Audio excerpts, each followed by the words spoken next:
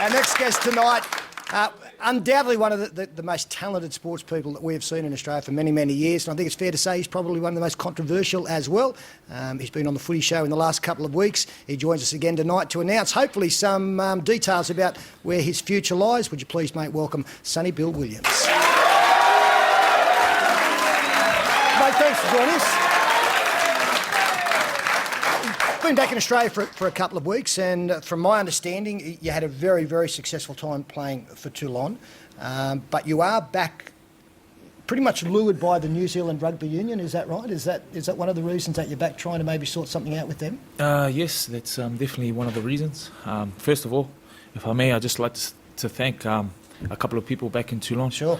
Mura Bujarau, Tana Umanga, and also the president of Samoa, because without these guys I wouldn't be sitting here telling you guys that I'm going to take up the opportunity to realise a dream, go back to New Zealand and try and aspire to play for the All Blacks. It's a lot less money than what Europe offers, but I just feel that for my immediate playing future, this is the best decision for me. Okay, well, the good news there is that I know the Footy Show is the highest rating show in southern France and Toulon, so that's...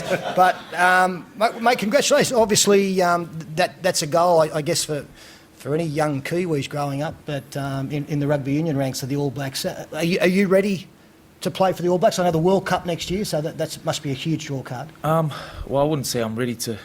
I'd love to. It's a dream. It would be a dream come true. But I feel that me putting myself in this position, this is the first steps towards realising a dream. And I know that there's fierce competition over there to play for the All Blacks, and I've got to definitely go back and prove myself first and foremost. So that's what I'm really, first of all looking to do. Sonny, how do you do that? So you've got to play now for one of the provincial sides. Yes. Who would you be playing with the coming season then? Well, I'm not too sure at the moment. Coda's sifting through, he's sorting out what I'm going to do. Well, hopefully, have a concrete answer in the next couple of weeks what provincial team I'll be going to. But I'm definitely excited about first and foremost going to New Zealand, and I'm just thankful to the New Zealand Rugby Union, Steve Chu, Graham Henry, Wayne Smith for giving me the opportunity to go back to New Zealand, my home country, and have a crack, Okay. Sonny, what position do you want to play in rugby? Did you play centre when you're overseas mainly? Yes, I played outside, I played inside. I had a stint in the forwards. Didn't really like that too much, but I guess my preferred position was, I really took to the second five position. It helped playing alongside Johnny Wilkinson. He really gave me a lot of confidence in my game, and I just think that it showed in the last couple of months, the way that I was playing, how happy I was in the sport. Sonny, was it a lifestyle decision to go back to New Zealand? How did you find it over in France, especially being away from family and friends? I guess if it was a lifestyle decision, I'd go back to France because it's such an easy lifestyle. The people are great, the Toulon supporters are really good. But, I'm always up for a challenge, and I feel that the chance to play in a world... in a brand, play for a brand. The All Blacks are the biggest sporting brand in the world, and the chance to play for that and play in a competition that's watched by more than 4 billion people was something that I couldn't let slip through my hands without having a go. Okay, you're also back in Australia. While you're here, I mentioned how talented you were. You're about to have your second professional fight. You're part of the undercard to Anthony Mundine's world title fight, June 30, up at the Brisbane Entertainment Centre. Now, that's a night, it's called the Fight Night Promotion KO to Drugs. What's that about? It's obviously for charity. $50,000 donated to St Vincent's Hospital. Last year I was a part of it, and I enjoyed it that much that I put my name forward to it this year again.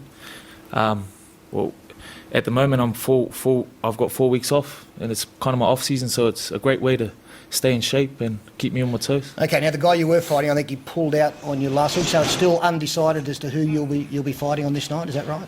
Yes, still undecided, but hopefully he's a bit better than Gary Gurr, and I'm sure. Well, Darryl's looking fairly fit at the moment. I saw him in the gym there the other day, and he was doing some weights. He was waiting for everyone else to finish so that they could go and have something to eat. Yeah. But so, where will this guy come from? That'll be someone that'll be chosen, and That was something that we were going to ask Darryl. keen to. Mate, you're looking. Mate, lean and look, I hungry. think I'm a bit out of your league, Sonny, as in weight division, possibly. So I shan't be available. Plus, I don't want to fight you. You look too good for me, mate. I shan't be doing it. All right, look, it will be a spectacular night up there at, as I say, the Brisbane Entertainment Centre on June 30. Now, we're going to give you the chance to actually be in Sonny-Bill's corner on that night. Now, all you have to do is email the address there on screen.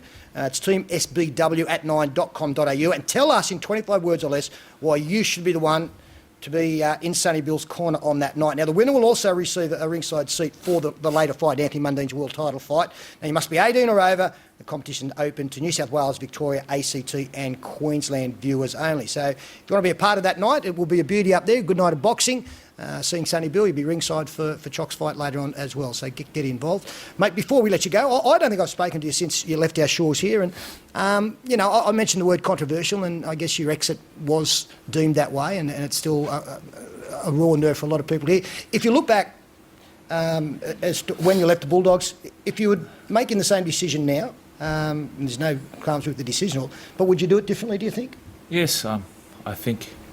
Well, probably here's the best stage to say it. You know, I just wanted to say to all the fans out there that have stuck by me, and even before I left, that I just, I guess at the time, I done what I done. I didn't really, how do you say it?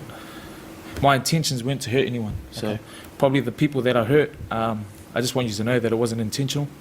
And I'd just like to thank the people that have, you know, come up the streets and say, "Oh, good on you, how you going?" Because it really means a lot to me. So I just like to say, yeah. Well, mate, good luck in the fight. Good luck with your future in New Zealand. We'll keep a close eye out on who you'll be playing for in that rugby union competition. And we wish you all the best in future years. Sonny-Bill Williams, good enough to come in and join us. And I'd be quite happy to see him back playing rugby league maybe sometime in the future, because he is a wonderful, wonderful, wonderful athlete.